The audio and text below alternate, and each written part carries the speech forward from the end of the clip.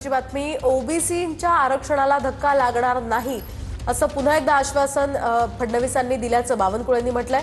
शिष्टमंडळाच्या भेटीमध्ये फडणवीसांनी हे आश्वासन दिल्याचं बावनकुळेंनी सांगितलं। ओबीसी आरक्षणाची काळजी सरकार घेतंय, आजच्या मोर्चात सुद्धा हेच सांगणार असल्याचं बावनकुळे म्हणाले। राज्य सरकार आणि माननीय मुख्यमंत्री महोदयांनी आवाहन केलं की आपल्याला काही कन्फ्युजन असतील, आपल्याला काही त्याबद्दल काही बोलायचं असेल, मागच्या बैठकीत त्यांनी ज्या वडेट्टीवारजी आणि शिष्टमंडळाने मागण्या केल्या, राज्यातलं सर्वच पक्षाचं शिष्टमंडळ आलं होतं।